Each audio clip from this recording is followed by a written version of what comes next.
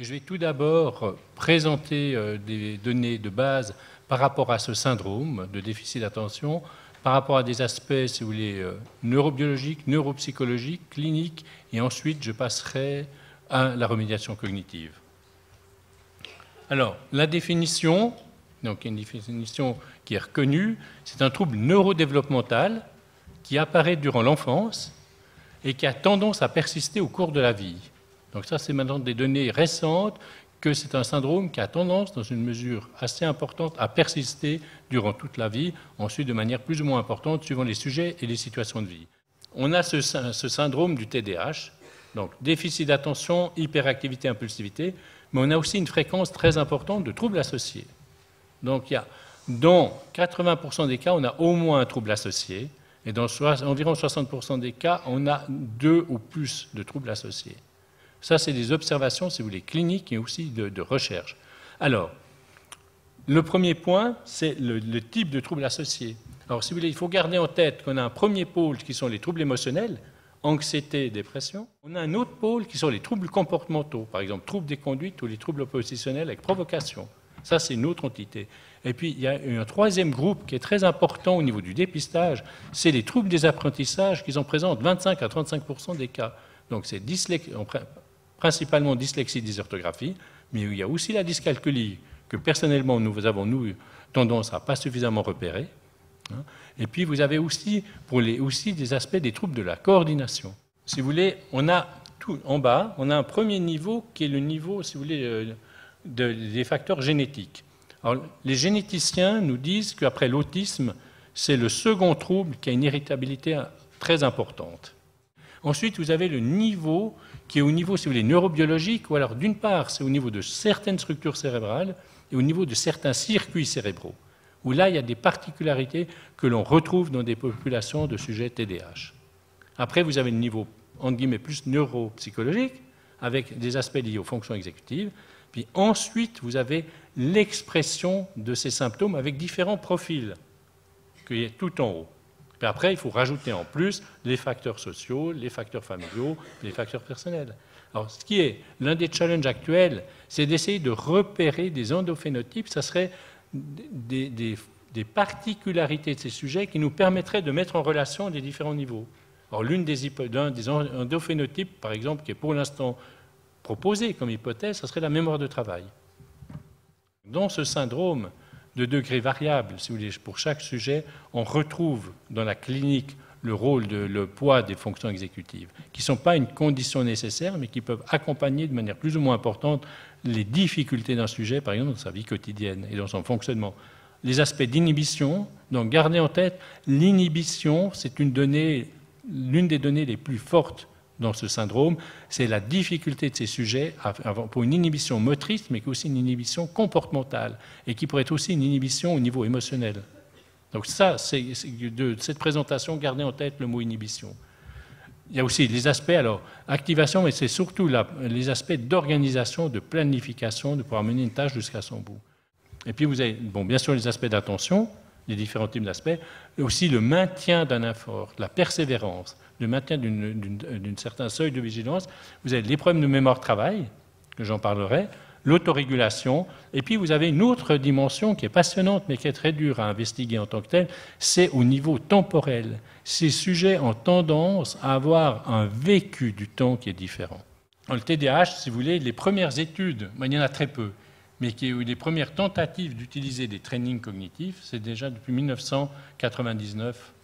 C'est sur des cohortes cliniques de 4 à 8 ou 12 sujets, mais c'est intéressant de relever là.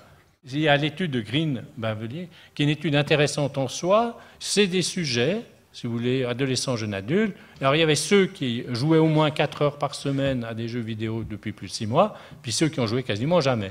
Et puis, tac, pendant un certain temps, ils ont joué tant d'heures par jour. Et puis le résultat, c'est qu'ils ont une augmentation des performances, des capacités par rapport à l'attention visuospatiale après ce training. Vous avez ce produit commercial, Nintendo DS, avec le Dr Kawashima, avec Nicole Kidman qui en a fait la promotion. Comme quoi, c'est la méthode qui a quasiment changé sa vie. Je caricature un peu. Puis après, vous avez, voilà. Puis après, vous avez, ben voilà, une méthode, une approche qui est bien plus austère, hein, qui est celle qui a été initiée par Torkel Klingberg, hein, qui est moins sexy ou moins commercial en apparence en tout cas, qui, si vous voulez, a eu d'une part, qui est un chercheur en neurosciences très intéressé par la plasticité cérébrale, par les processus de myélinisation, puis qui en même temps a eu l'ouverture d'esprit de se dire, voilà, les TDAH, c'est une population où il y a des troubles au niveau exécutif, en particulier là, il a fait une étude très rigoureuse sur les fonctions exécutives chez une population d'enfants TDAH, où il a pu mettre en évidence les aspects liés, par exemple, à la mémoire de travail, visuospatiale et un peu verbale. Et ensuite, en 2001, il a développé la start-up Cogmed, qui a élaboré le programme qui a été présenté et qui a aussi eu la chance, si vous voulez, de pouvoir de l'ouverture des écoles publiques suédoises qui ont permis la réalisation, le test et la réalisation de ces programmes cognitifs, de remédiation cognitive, dans le cadre de l'école, avec des ordinateurs dans l'école et sur des heures scolaires, et pas après une journée de cours, hein, après les devoirs et ainsi de suite. Si vous voulez, nous sommes en train de terminer une étude sur l'impact de ce training de remédiation cognitive chez des adolescents ayant un TDAH, où on essaye, si vous voulez, d'observer d'une part, par rapport au questionnaire, hein, mais surtout par rapport à quelques tests neuropsychologiques, et puis également par rapport à l'imagerie cérébrale. On a comme cohorte des enfants, des jeunes, si vous voulez, qui ont un TDAH avéré, avec un sous-groupe qui a fait le training en prenant du méthylphénidate, donc avec un psychostimulant, mais des dosages qui étaient adaptés à chaque cas. Donc on a continué par rapport à la clinique de chaque sujet. Et puis on a un autre sous-groupe d'adolescents TDAH qui ont fait le training, mais sans prendre de médication. Et puis on a un troisième sous-groupe de TDAH qui n'ont pas fait le training. Voilà, tout simplement. Mais on les a vus avant et 5 semaines après, avec exactement la même batterie de tests aussi au niveau de l'imagerie cérébrale. Et puis on a un autre groupe qui est un groupe contrôle qui a fait le training. Ce que l'on peut voir, si vous voulez, c'est qu'on observe, là c'est au niveau, si vous voulez, de la mémoire de travail verbal, il y a une différence entre avant et après. Hein, c'est des chiffres que sur un sous-groupe, hein, je n'ai pas encore les données générales, si vous voulez, pour les présenter maintenant, puisqu'on les analyse. Et puis on retrouve cette tendance au niveau de la mémoire de travail visuospatiale. L'autre chose, si vous voulez, c'est que les parents décrivent. Alors, par rapport, eux, les parents, bien sûr, il y a la motivation que leur enfant et que participe à une recherche, mais financièrement, ils n'ont pas payé pour le training. Le jeune, lui, il reçoit un peu d'argent, donc là, c'est l'équivalent, je ne sais pas, de peut-être 120 €, hein, si vous voulez. Bon, voilà. Mais les parents, donc, bien sûr, à ce niveau-là, on a un retour qui est généralement positif comme impact du training dans ce qu'ils peuvent observer au niveau du fonctionnement du jeune, dans sa vie quotidienne.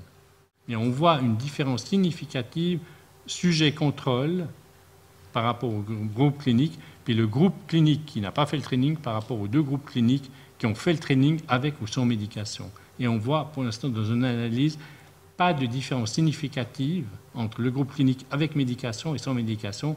Ces 2 groupes bénéficient en tant que tels du training au niveau des processus, des activations par rapport au circuit de la mémoire de travail. Alors, malgré les avancées, si vous voulez, scientifiques que l'on a dans ce domaine, ce qui reste au premier plan, c'est la clinique, c'est notre rôle de clinicien, c'est notre place de clinicien et notre démarche de clinicien.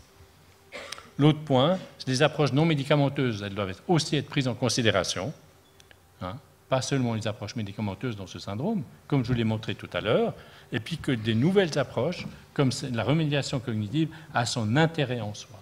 Donc, c'est une approche qui est très intéressante, qui a aussi ses limites, ce n'est pas l'approche miracle, mais qui a son intérêt en soi dans un concept de prise en charge multidimensionnelle.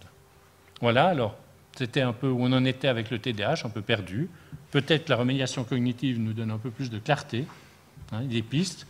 Et puis voilà, on essaye, dans un partenariat, d'avoir une certaine créativité, puis d'avoir une dynamique entre tous les intervenants, comme par rapport à Tinguely, et puis pour que des jeunes puissent réussir leur envol dans la vie.